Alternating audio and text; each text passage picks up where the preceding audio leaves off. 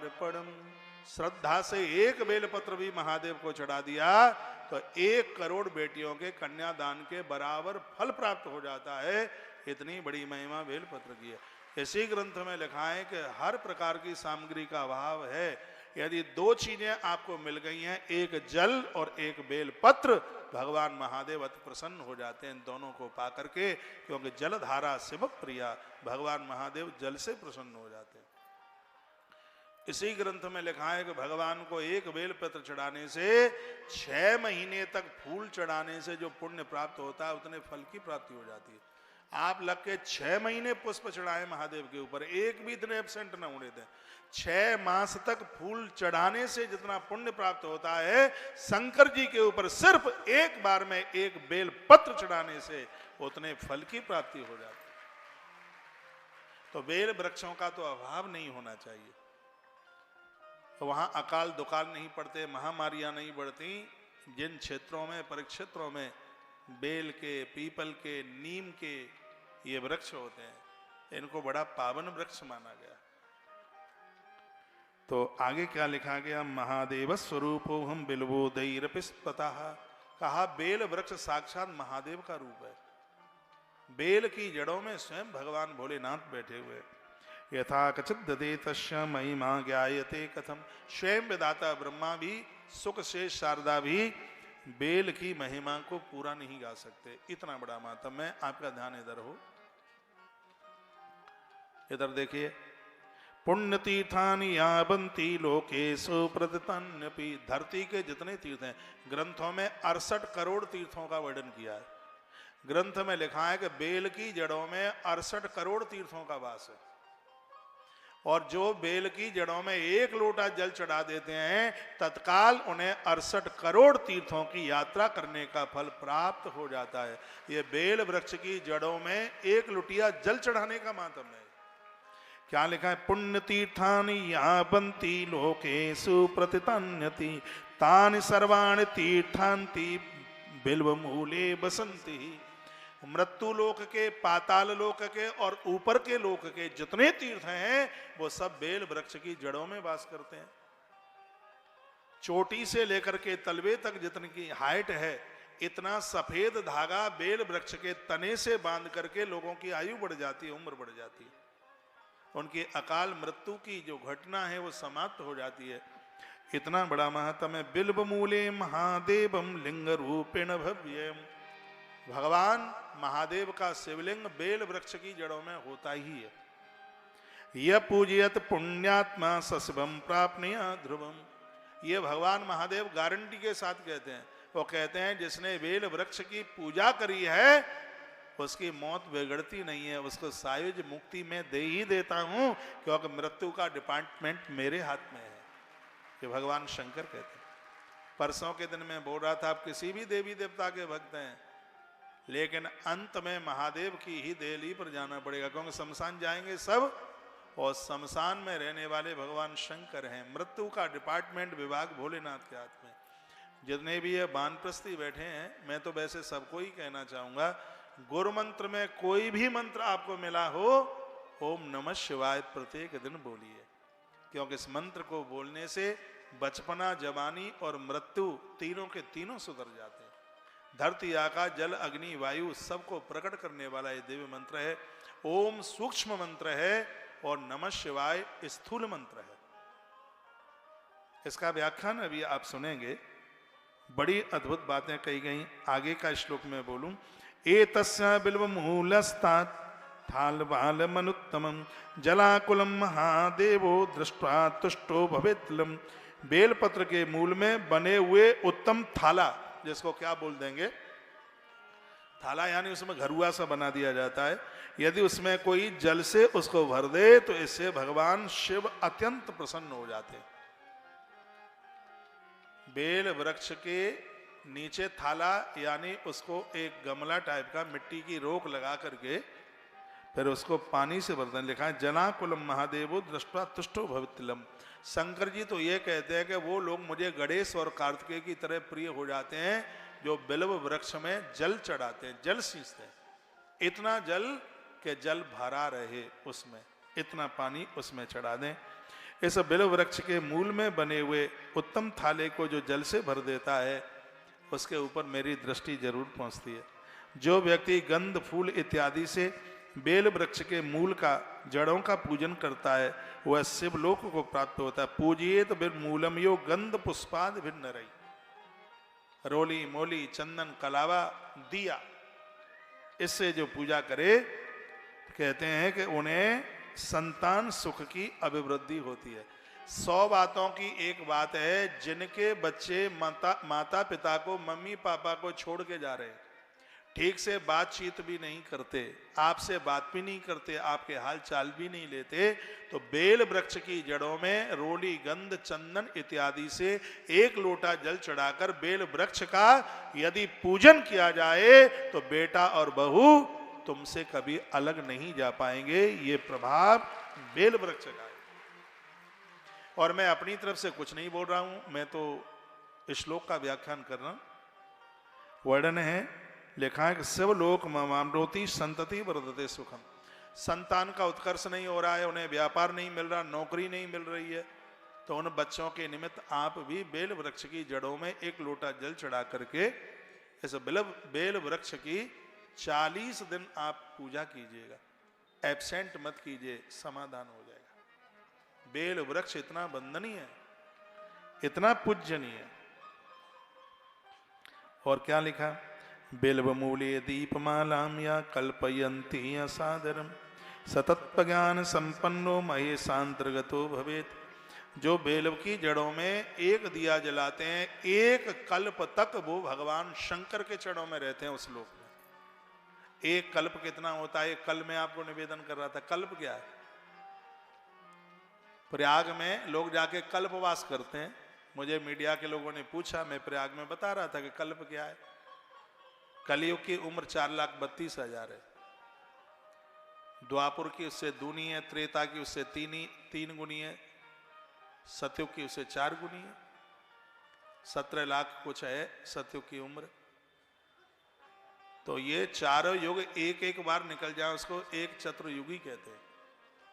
ये 4 युग 1000 बार निकल जाए तब उसको एक मनवंतर कहते हैं। और ये मनवंतर 72 बार निकल जाए तब उसको एक कल्प कहते हैं। समझते हैं, जो प्रयाग में 1 महीना वास कर लेते हैं तो उन्हें इतने वर्षों तक का भजन करने का पुण्य प्राप्त होता है। कल्प इसे कहते हैं, कल्प की इतनी वर्षों की इतनी संख्या होती है। तो यहां इस ग्रंथ में लिखा हुआ है कि जो भगवान महादेव के बेल वृक्ष में 1 लोटा जल चढ़ा देते हैं और 1 दिया जला करके रख देते हैं, 1 कल्प वर्ष तक भगवान महादेव के चरणों में उनको स्थान प्राप्त होता है। ये इतनी बड़ी महिमा बेल वृक्ष के नीचे दीपदान करने की।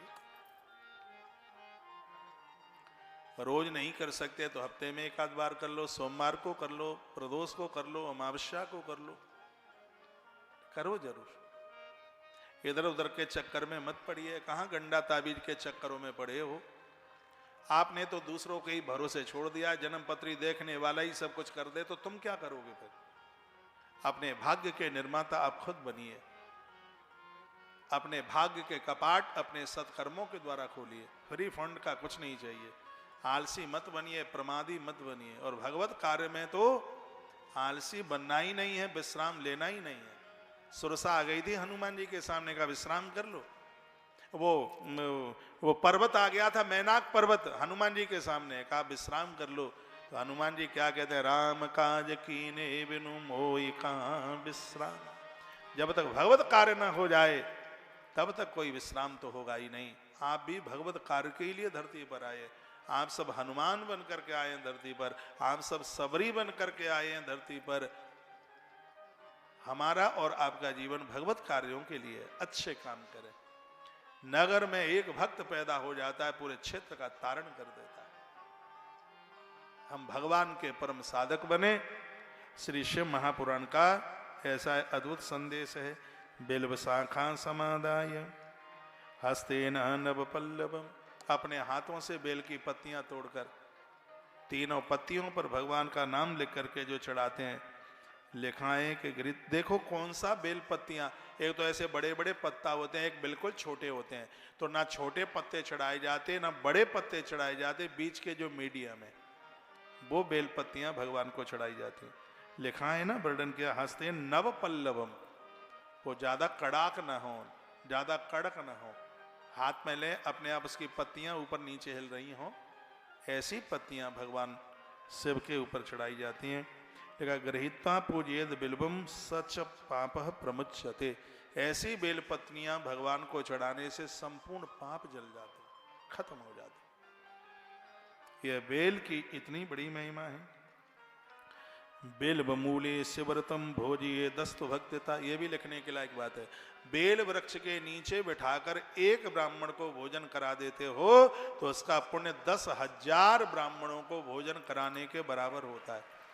आगे से लेके पीछे तक आप जितने भी बैठे हैं, एक भी घर ऐसा ना हो जिसके गमले में बेल वृक्ष ना हो, जिसके गमले में पीपल ना हो, जिसके गमले में बरगद ना हो। जमीन में तो आप नहीं लगा सकते पीपल और बट जैसे पेड़, क्योंकि पूजा ज्यादा मांगते हैं, लेकिन आप गमले में लगा सकते हैं। यदि आपके गमले में पीपल का वृक्ष है, पौधा है, उसका आप दर्शन कर लेते हैं, इससे रोग नहीं बढ़ते। वट वृक्ष के द्वारा आयुष बढ़ता है और बेल वृक्ष के दर्शन के द्वारा घर में समृद्धि बढ़ती है, धन बढ़ता है, पैसा बढ़ता है। और तुलसी जिस घर में पूजी जाती है उस घर की देहली को हरि और हर महादेव और नारायण उस घर को छोड़ के नहीं जाते। ऐसा स्कंध और पद्म पुराण अंतर्गत वर्णन किया गया है। जैसे रुद्राक्ष के पेड़ नारायण महादेव की आंखों से प्रकट हुए, तो तुलसी भी भगवान नारायण के नेत्रों से ही प्रकट हुई है। कैसे हुई है 1 मिनट में सुनाई देता हूं। सागर का मंथन हुआ, उसमें से बहुत सी चीजें निकली, उसमें से अमृत भी निकला। देवताओं ने भगवान को कहा प्रभु अमृत निकला है, तो भगवान ने वो घट हाथ में लिया, कुंभ हाथ में लिया। इतने प्रसन्न हुए, देखा कि इसमें कितना अमृत है। जैसे ही झांक करके देखा वो तो भरा हुआ था। प्रसन्नता पूर्वक नारायण की आंख के आंसू अमृत के कलश में गिरे और देखते ही देखते उस अमृत कलश में से तुलसी का वृक्ष प्रकट हो गया, जो आज भी ब्रह्मा के लोक में विराजित है। स्कंद पुराण के तुलसी महात्म्य में लिखा हुआ है। ये साधारण वृक्ष नहीं है, भगवान के नेत्रों से भगवान की कृपा जगत कल्याण के लिए तुलसी के वृक्ष के रूप में प्रकट हुई है। सीधी पत्तियां लोगे तो ये आरोग्यता देगी, और गंगा जल में मिलाकर तुलसी दल के रूप में लोगे तो तुलसी के पत्ते तुलसी दल बनकर हमारे संपूर्ण पापों का नाश कर देते हैं। इतना बड़ा प्रभाव तुलसी का। आम में कोई ऐसा कोई भी घर न हो जिसके घर में तुलसी न हो। मत्स्य पुराण में लिखा है जिसके आंगन में तुलसी पूजी जाती है उसके घर में पितृदोष नहीं रहता। ये तोड़ा फोड़ी मत कीजिए, बड़ी मेहनत से घर बनते हैं। शुक्रवार के दिन घर में भगवान महादेव का अभिषेक करने से घर का वास्तु दोष समाप्त हो जाता है। लिख लो किसी कागज में, ये आपके काम में आएंगे। आज के वास्तु शास्त्र सब तोड़वा करके रखे देते हैं। ये दीवार तोड़ दो, ये मकान तोड़ दो, ये बाथरूम तोड़ दो, ये रसोई तोड़ दो। जोड़ने का तो कहते नहीं, सब तोड़ दो। लेकिन मत्स्य पुराण कहता तोड़ना कुछ भी नहीं है, बस इतना सा कर लीजिए, तुलसी की पूजा करोगे आपके घर में पितृ दोष नहीं रहेगा। महादेव का अभिषेक करोगे तो घर में वास्तु दोष कभी भी नहीं रहेगा। अपनी दुकान में महीने में एक बार समी की लकड़ियों से हवन करो। जादू टोना नजर टोटका कभी लगेगा ही नहीं। नई दुकान का आप गृह प्रवेश कर रहे हैं, मुहूर्त प्रवेश कर रहे हैं, घर का प्रवेश कर रहे हैं, गृह प्रवेश कर रहे हैं, तो समी की लकड़ी, हमारी देसी भाषा में इसको छेकुर की लकड़ी कहते हैं। छेकुर की लकड़ी इतनी प्रभावशाली है, यदि इससे हवन यज्ञ किया जाए, कालिका पुराण में लिखा है, मैं आपको बोल रहा हूं, यदि इससे हवन यज्ञ किया जाए तो घर के वास्तु दोष सगरे दोष ही समाप्त हो जाते। इतना बड़ा प्रभाव। और आप तोड़ने में लगे, तोड़ो तोड़ो तोड़ो, भैया कितनी मेहनत से सब बना और उसको तोड़ने में लगे आप। भले ही दक्षिण की तरफ मुख है मकान का, भले ही उत्तर पूर्व की तरफ, किसी भी दिशा में है, यदि ऐसा आप करते हैं तो घर में किसी भी प्रकार का ना वास्तु दोष रहता, ना घर में पितृ दोष रहता। तालियां को ज्यादा तो नहीं बज गई हैं, धन्यवाद। घड़ी का कांटा भागता जा रहा है, मेरा बस नहीं है, नहीं इसकी सुई से लटक जाऊं। देखो बजने को हो गया 5। ऐसा लग रहा है कि हमारा तो जनरेटर अब चालू हुआ है, तब तक आरती का नंबर आ जाता है। एक बार भक्तों के लिए तालियां बजाइए, कितनी धूप में और कितनी दूर तक बैठे। कल की कथा बहुत अद्भुत है, कल सती चरित्र तक कथा पहुंचेगी। कल आप सुनेंगे जिनके घर में बेटियां हैं वो कितने भाग्यशाली हैं, और जिनके घर में बेटियां नहीं हैं उनके पुण्यों में कितनी बड़ी कमी है। ये कल का मुख्य कथानक है। कल भगवान कैलाश पहुंचे, कैलाशपति बने। मुख से जो कैलाश का नाम भी ले लेता है उसको क्या मिलता है। कथा आती है, दशान रावण लंका से कैलाश जाता था पूजा करने के लिए। इतना बड़ा महादेव का भक्त था, रोज जाता। एक दिन शंकर जी ने कहा, आप जा रहे हैं तो रास्ते तो सिगरे बंद हैं, कहां से जाएंगे आप?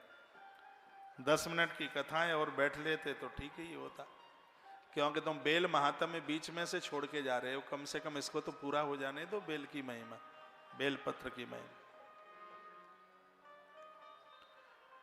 तो रावण ने कहा कि प्रभु ऐसा करो, रोज आना पड़ता है और आप हमारी लंका ही चलो। और ये बिल्कुल ठीक नहीं था। जैसे कोई भगवान को मंदिर में जाके कहे कि प्रभु मैं तो परेशान हो गया हूँ आते आते, बहुत तुम्हें यहाँ के पूज लिया, अब तो तुम हमारे ही घर में पहुंचो, वहीं पहुंच जाओ। जैसे कोई गंगा जी को कहे हम हर साल आते हैं तो तू हमारे घर नहीं जा सकती। भगवान ने कहा था चलेंगे तो सही, लेकिन लेके कैसे जाओगे? तो कह दिया हमें इतनी ताकत है सो कैलाश के सहित महादेव को उठा लिया, कैलाश के सहित उठा लिया। और जो गुरु के साथ अभिमान दिखाएगा उसका तो पतन हो ही जाएगा, भगवान ने कहा था। लेकर के चला, रास्ते में प्रभु ने बेग बढ़ा दिया, वहीं तो बैद्यनाथ बन करके बैठ गए। दुनिया की सबसे ज्यादा कावड़े वहां पर चढ़ती हैं। आइए मैं आपको प्रसंग के बीच में लेकर के आ रहा हूं। क्या अद्भुत बात कही गई है। कल की कथा को आप छोड़ना नहीं है। कल कैलाशपति की कथा है, कल की कथा माता सती के चरित्र हैं। पूरी दुनिया को महादेव ने कैसे बनाया और भगवान के ऊपर कौन कौन से फूल चढ़ाए जाते हैं। क्या भगवान के ऊपर तुलसी चढ़ाई जा सकती है, क्या रोली चढ़ाई जा सकती है। ये सगरी कल की कथा में, कल के प्रसंग बड़े अद्भुत है। और वैसे भी कल प्रदोष का दिन है, कल प्रदोष की भी कथा सुनाई जाएगी। लाखों काम हो तो भी कल उनको एक तरफ आकर के कल इस पंडाल में जरूर पधारिएगा। कल का दिन बड़ा अद्भुत है। पहले भी पार्वती मैया के संग महादेव का विवाह शिवरात्रि वाले दिन हुआ, और मैनपुरी में भी 26 तारीख को भगवान शंकर और पार्वती का अद्भुत विवाह मंगल यहां पर होगा। पार्वती मंगल, महादेव की बारात में सब पधारे। कल सती मैया के संग विवाह होगा, परसों पार्वती मैया के संग विवाह होगा। और आनंद देखिए, जिस समय सती मैया के साथ भामर पड़ रही थी तो ब्रह्मा जी ने कहा इस तिथि को कोई वरदान नहीं दोगे क्या तुम? तो शंकर जी की आंखें सजल हो गईं और भोलेनाथ कहने लगे कि आज से इस तिथि को लोग प्रदोष के नाम से जानेंगे। प्रदोष वाले दिन सती माता के संग विवाह हुआ और शिवरात्रि वाले दिन पार्वती मैया के संग विवाह हुआ। तो ऐसा योग बन गया है कि कल है प्रदोष तो सती मैया के संग विवाह महादेव का, और परसों के दिन है शिव महारात्रि तो पार्वती माता के साथ भगवान का विवाह। तो घर गृहस्थी के तो ऐसे काम बने ही रहेंगे। कुछ समय ऐसा निकालो जब तक रहेगी जिंदगी फुर्सत न होगी काम से।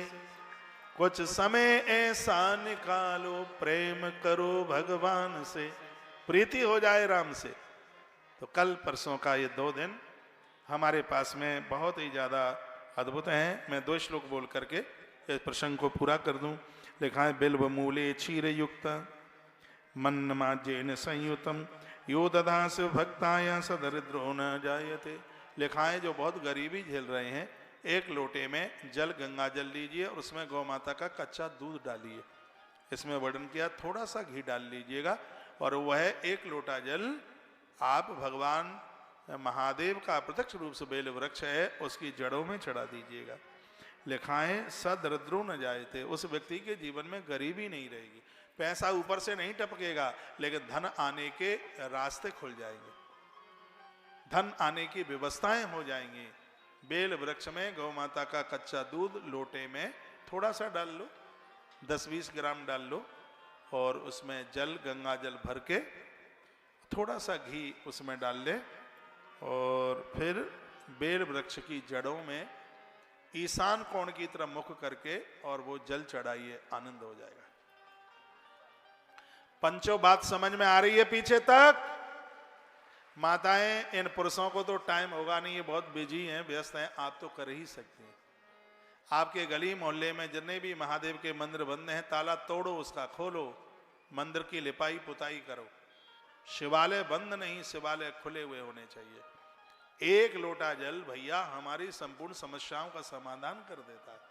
एक लोटा घर से लेकर के जाएं वो चढ़ाएं, और एक लोटा पानी मंदिर के आसपास से लेकर के वो चढ़ाएं। घर से लेके जाओगे इससे पितरों को गति मिलेगी, और मंदिर से एक लोटा जल चढ़ाओगे उससे देवता संतुष्ट हो जाएंगे।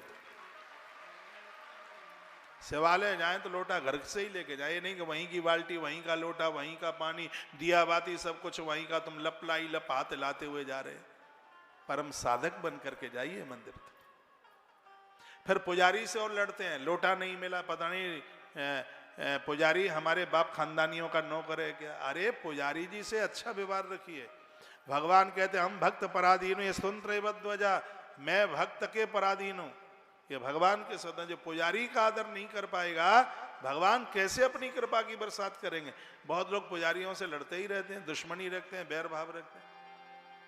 उनका आदर कीजिए, वो भगवान का पार्षद है। बहुत ही सम्मति वाले पुजारियों से सब्जी मंगाते रहते हैं, लड़का बच्चों को छोड़ के आ जाओ स्कूल में। पुजारी नौकर नहीं है, ये भगवान का परम गढ़ है, महादेव का, नारायण का पार्षद है। इसके प्रति तो पूरी श्रद्धा होनी चाहिए। उसे तो वंदन करो, उसे प्रणाम करो। श्लोक बड़ा अद्भुत है। कहा गया बिल्व मूले क्षीर युक्ता मंत्र मान्येन संयुक्ता यो दद्यास भक्ताया सदरिद्रो न जायते। जो बिल्व वृक्ष में एक लोटा जल चढ़ाएगा, दूध डालकर, गौ माता का कच्चा दूध डालकर, लिखा है कि उनके जीवन में कभी गरीबी नहीं आएगी, दरिद्रता नहीं आएगी, किसी के सामने हाथ नहीं फैलाना पड़ेगा।